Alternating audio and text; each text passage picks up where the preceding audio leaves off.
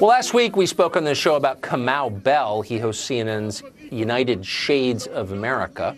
At the same time, he was labeling his political opponents Nazis as a side gig. A week ago, Bell was in Berkeley, California, egging on Antifa. They later violently attacked Trump supporters. Watch this.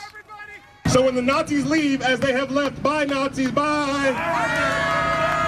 You have to stand up for the black people, for the brown people, for the LGBT people, for the immigrants, for everybody, every day! What is that? That guy's hosting the show on CNN. We thought that was pretty bizarre. So shortly after the segment aired and we raised those questions, we were contacted by former CNN political commentator Jeffery.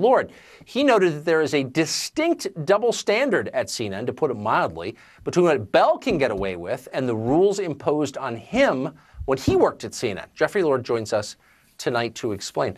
So Jeff, thanks for coming on. So you saw that Kamau Bell tape. What was the first thing you thought when you saw that? I was asked when then candidate Donald Trump was here in the area. I was in a holding room while he finished a television interview, and I was asked by Jared Kushner if I would introduce him. I declined because I wasn't sure that that was a good thing to do in terms of CNN standing up there, speaking to a rally, and introducing a candidate. The next time he appeared here in Hershey, I went to the rally and told CNN ahead of time that I would be there and that I had been asked previously, and it's conceivable I could be asked to introduce him now as President-elect of the United States.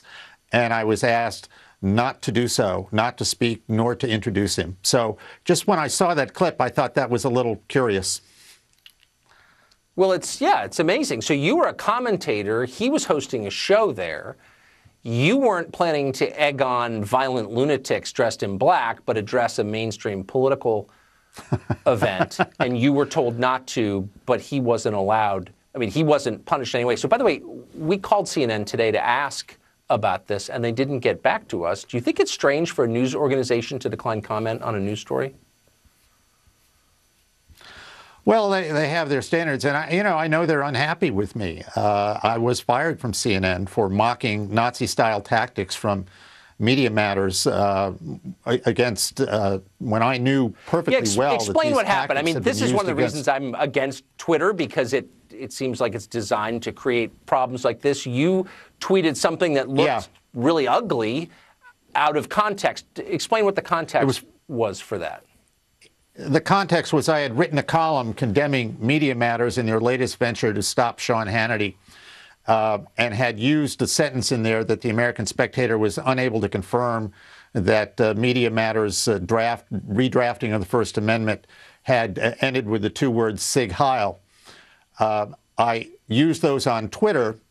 CNN immediately took it the wrong way. And I'm not sure, I mean, they have the right to hire and fire whoever they want, but I'm not sure they understood that I was aware that this group had been gone after a businessman in Rye, New York, a gentleman by the name of Mark Stevens, who, by the way, is Jewish, and terrorized his business. I spoke with Mr. Stevens again today. So just to be clear, you were using that you were using that term as a way of accusing them of using fascist tactics. You were not endorsing that term. To mock them. I mean, Tucker, I believe that it's okay to mock people who use Nazi-style tactics, to mock Nazis, white separatists, white supremacists, the Ku Klux Klan, neo-Nazis. These people have no role in our American civic society. And I found it interesting that the president was being accused of not calling out people by name. I called out people by name, and I got fired for it. So I do think there's a bit of an, I was just confused by it as I don't work at CNN anymore and I don't look at Twitter.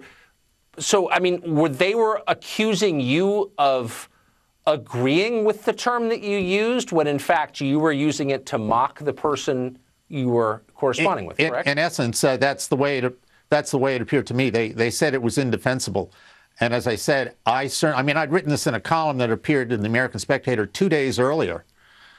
And there was no reaction. I mean, why would there be? I mean, I'm long on record about these kind of things. I have plenty of columns out there. So it sounds to me like if you were prevented from speaking at a Trump rally and Kamau Bell is cheering on Antifa, there's a double standard at CNN depending upon what your political views are. Yeah, yeah. I mean, it seems that way to me. And I'm not big on, needless to say, firing people for these kind of things. Well, and I agree. think maybe we've entered this whole strange new world of Twitter here. But how do you have robust debates with people? I was very adamant about calling these people out because of their tactics, because of what I knew they had done to Mr. Stevens. They basically terrorized him, terrorized Mr. Stevens, his business, etc. And as I say, he's Jewish. This is deeply offensive and deeply wrong, and I spoke out about it. Well, good for you. I mean, look, I'm not calling for Kamau Bell to be fired. I'm against having been fired. I'm not for calling for anyone to be fired. I just would like to know what the rules are. When is it okay to cheer on political violence and when is it not? Jeffrey Lord, thanks a lot for coming on and explaining that to us tonight. Appreciate it. Thanks, Tucker.